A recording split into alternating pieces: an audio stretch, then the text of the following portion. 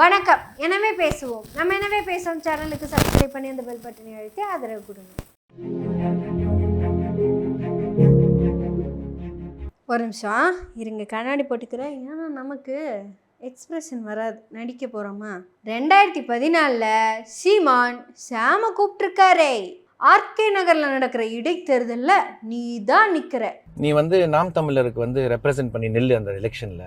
ஏன்னா இதுக்கு தகுதியான ஆள் உன்னை விட்டா வேற யாரும் கிடையாது அப்படின்னு ஜனா சொல்லியிருக்கிறாரே. ஜனா சார் உன்னை பத்தி நிறைய சொல்லியிருக்காரு. நான் ஜனான்னு சொன்னது இயற்கை டைரக்டரை. ஓ, அப்போ 2014 ஜனார்த்தனன் சார் கூட உட்காந்து டிஸ்கஸ் பண்ணுற அளவுக்கு உங்களுக்கு அறிவு இருந்திருக்குது. அம்புட்டு அறிவு இருக்கிற நீங்கள் ஏங்க பொசுக்குன்னு ஜாதி படத்தை பற்றியெல்லாம் பேசி போட்டீங்க. ஜனார்த்தனன் சாருக்கு இந்த ஜாதியை பற்றியெல்லாம் ஒன்றும் தெரியாது. அப்போது இந்த 10 வருஷத்தில் நீங்கள் எதை பார்த்து மாறினீங்க அப்படின்னு தெரிஞ்சுக்கலாமா? எங்களுக்கு தெரிஞ்சு பேராண்மை படம் எடுத்த ஜனநாதன் சாருக்கு சமூகவியலை பற்றி எல்லாமே தெரியும். அவர்கிட்ட நீங்கள் டிஸ்கஷனில் உட்காந்துருக்கீங்கன்னா உள்ளபடியே நீங்கள் பெரிய ஆளுதாங்க. அதையும் தாண்டி உங்களுக்கு இம்புட்டு அறிவு இருக்குங்கிறத சீமான் வரைய தெரிஞ்சிருக்கு. அப்படிங்கும்போது உண்மையாக புல்லரிக்குதுங்க. அவர் தான் கூப்பிட்டவங்கள நிற்க சொன்னார்ல, நின்று தோத்துருக்க வேண்டியதானே. ஏன் சொல்கிறேன்னா, இந்த உலக வரலாற்றுலையே அவர் ஒருத்தர் மட்டும்தான் தோக்கிறதுக்காக கட்சி ஆரம்பித்தவர். ஒருத்தர் கூட அவர் கட்சியிலேருந்து மறந்து கூட ஜெயிச்சிடக்கூடாது அப்படிங்கிறதுல அவர் பயங்கர கன்னிங்காக இருப்பார். ஏன்னா அவர் கட்சி தோக்கிற வரைக்கும் தான் அவர் பர்சனலாக ஜெயிச்சுக்கினே இருப்பார். ஏன்னா அவருக்கு தேவை சுய வெற்றி மட்டும்தான். கட்சியை பற்றி நான் கவலை.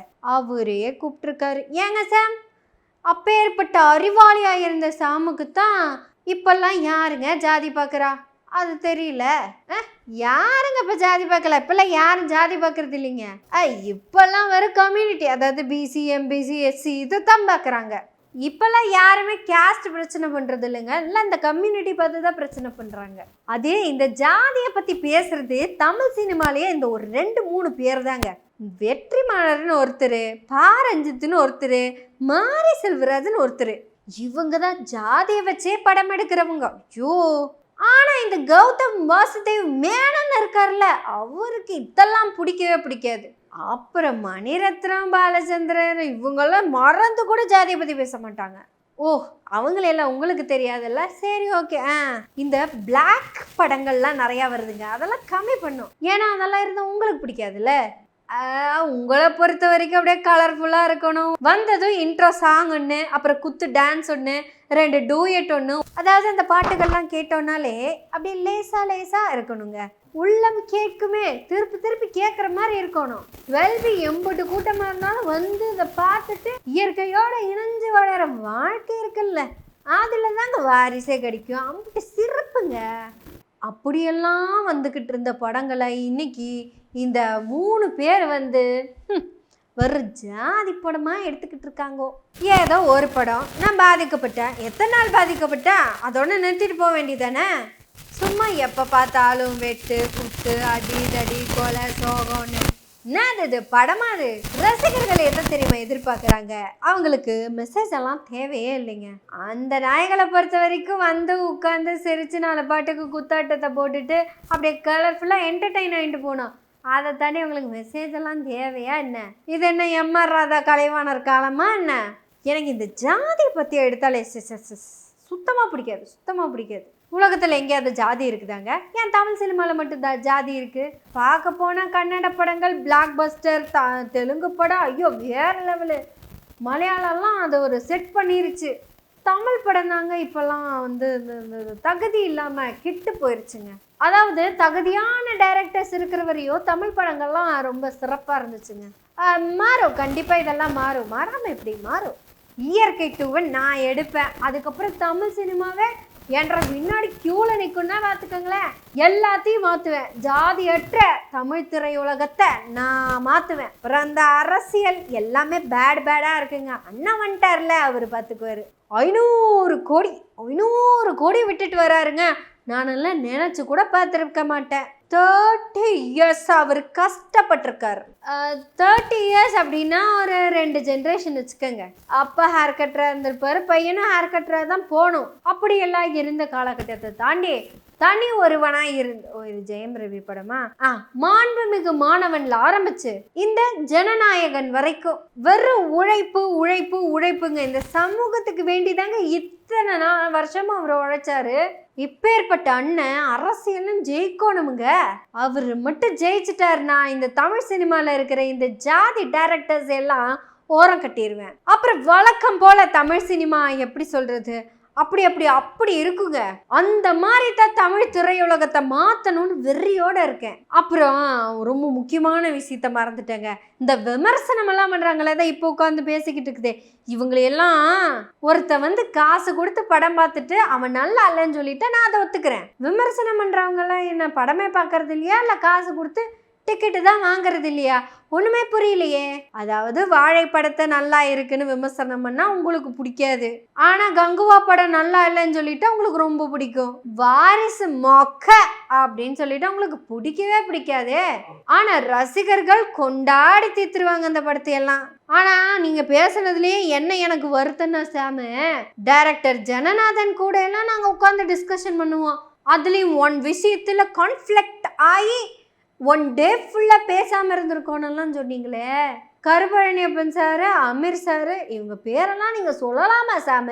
சீமான்னு சொன்னீங்க பார்த்தீங்களா, அது கரெக்டு. அதுக்கு உங்களுக்கு எல்லா ரைட்ஸும் இருக்குது. ஏன்னா அன்னைக்கு சீமான் இருந்த மாதிரி தான் நீங்களும் இருந்திருக்கீங்க, இன்னைக்கு சீமான் இருக்கிற மாதிரி தான் இப்போவும் நீங்கள் இருக்கீங்க. அதனால உங்களுக்குள்ள இருக்க அந்த பெயர் பொருத்தத்தையும் லிவிங் பொருத்தத்தையும் பற்றி பேசுறதுக்கு நான் விருப்பப்படல. நீங்க ஷாம், அவர் ஷைமன். மற்றபடி ஜென்ரல் நாலேஜை பற்றி பார்க்க போனால் உங்களுக்கும் ஜாதி பிடிக்காது, அவருக்கும் ஜாதி பிடிக்காது. அதுவும் ஜாதி படம் எடுக்கிறாங்க நீங்கள் சொல்கிறீங்க பார்த்தீங்களா, அவங்களோட படத்துக்கெல்லாம் நல்லா இருந்தால் பாராட்டிட்டு அது ஏன் தம்பி அப்படின்னு சொல்லிட்டு போயிடுவார். இந்த கதையெல்லாம் நான் எடுக்க வேண்டிய கதை, இந்த பாட்டெல்லாம் நான் வைக்க வேண்டிய பாட்டு.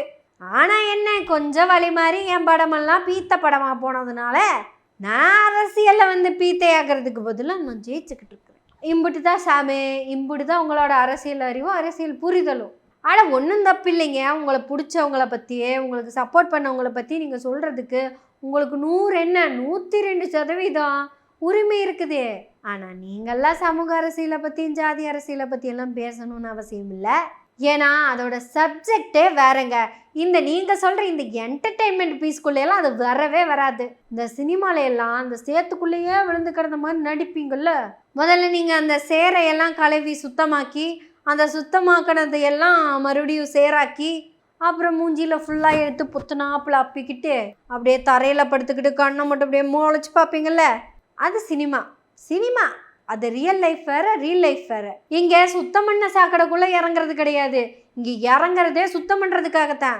இதெல்லாம் தாண்டி இந்த சாதி இப்போவும் என்ன ரோலை ப்ளே பண்ணிக்கிட்டு இருக்கு அப்படிங்கிறது உங்களோட சிற்றறிவுக்கு எட்டலை. இப்போ தான் நாங்கள் நெறியில் நம்ம பையன் ஒருத்தனை வெட்டினாங்க, அரசாங்கத்தினால அதை தடுக்க முடியல, தோத்துருச்சு. கபடி விளாண்டு ஜெயிச்ச பையனை வெட்டினாங்க, அரசாங்கத்தினால அதை தடுக்க முடியல, தோத்துட்டாங்க. இப்படி இவங்கெல்லாம் துணிஞ்சு வெட்டுறதுக்கு காரணம் வாழைப்படம் இல்லை, திரௌபதி படம் தான். உங்கள் சினிமா தான் தண்ணி அடிக்கிறதையும் கொலை பண்ணுறதையும் அது ஜாதிக்காக பண்ணுறதையும் அப்படியே போர்ட்ரேட் பண்ணி காமிச்சிட்டு இருப்போம். மண்ணும் பொண்ணும் ஒன்றுடா, என் மண்ணை தொட்டாலும் வெட்டுவேன், பொண்ணை தொட்டாலும் வெட்டுவேன். அதை கேட்டால் விசில் சத்தம் பறக்கும், நேராக கிளம்பி போயிடுவீங்க. அப்படித்தான் போனார்ல நம்ம மிஸ்டர் யுவராஜ் அவர்கள். இப்போ இங்கே இருக்காருன்னு தெரியுமா மிஸ்டர் ஷாம்? இப்படியெல்லாம் நடந்துடக்கூடாது, இனி யாருக்கும் அப்படி ஒரு கஷ்டம் வந்துடக்கூடாது அப்படிங்கிறதுக்காக தான் எங்கள் பாரஞ்சித் அண்ணனும் மாரி செல்வராஜ் அண்ணனும் வெற்றிமாறன் சாரும் சொல்கிறாங்க சமூகத்துக்கு, இப்படியெல்லாம் காட்டு மிராண்டியாக வாழ்ந்துட்டு இருந்தவங்கடா நம்மெல்லாம். எங்கே இருக்கு எப்படி இருக்குன்னு தெரியாமல் அந்த சாதியை கட்டியாக பொடிச்சிட்டு இருந்தவங்க இந்த சாம் சொல்கிற மாதிரி யார் ஜாதி பார்க்குறா அப்படிங்கிறத சொல்லலை, ஜாதி எங்கே இருக்குன்னே தெரியாமல் பிடிச்சிட்டு இருக்காங்க அப்படின்னு சொன்னாங்கன்னு சொல்ல வரேன். இப்படியெல்லாம் இருந்தோம், இந்த நாகரிகத்துக்கு வந்ததுக்கப்புறமும் இப்படியே தான் இருக்கும். அதை தாண்டி நம்ம வெளியே வரணும்னா நமக்கு படிப்பு முக்கியம், படிப்பு முக்கியம், படிப்பு முக்கியம்னு சொல்கிறாங்க. இப்படி படிப்பு முக்கியம்னு சொன்ன விஜய் தான் வேலையை விட்டு போட்டு கூட மாநாட்டுக்கு வான்னு சொன்னார். உங்களை எம்எல்ஏவா வர சொன்னார்ல சீமானு, அவர் மாடு மேய்ச்சாலே போதும் நீ படிக்கவே வேணான்னு சொன்னார். டைரக்டர் ஜனநாதன் கூட டிஸ்கஷனில் உட்காந்துருந்த ஷாமா, நீங்கள் தயவு செய்து இந்த மாதிரியான உண்மையெல்லாம் யார்கிட்டையும் போய் சொல்லிடாதீங்க. உங்களுக்காக தான் திருவள்ளுவர் அன்னைக்கே ஒரு குறள் எழுதி வச்சிருந்தாரு போல. வாய்மை எனப்படுவது யாதெனின் யாதொரும் தீமை இல்லாத சொல்லல். அவங்களால இப்படி உண்மையை சொல்ல முடியல அப்படின்னாலும் நீங்கள் போய் சொல்லலாம், அதுக்கும் வள்ளுவர் சொல்லியிருக்காரு. பொய்மையும் வாய்மை இடத்தே புரை தீர்த்த நன்மை பயக்குமெனின். அவ்வளவுதாங்க, சிம்பிளா முடிச்சிடலாம். நீங்க அரசியல் பேசலாம், சினிமா பேசலாம், உலக அரசியல் பேசலாம், உலக சினிமா பேசலாம், எதை வேணாலும் நீங்க பேசலாம். ஆனா தெரிஞ்சுக்கிட்டு பேசணும். இல்லைன்னா பாருங்க, நானெல்லாம் பேச வேண்டியதாயிரும். பரவாயில்லையா? பேசுவோம். எனவே பேசுவோம். நாள்தோறும் உங்களுடைய ஆதரவுகளை நன்றிகளோடு எதிர்பார்த்து கொண்டிருக்கிறோம். நன்றி, வணக்கம்.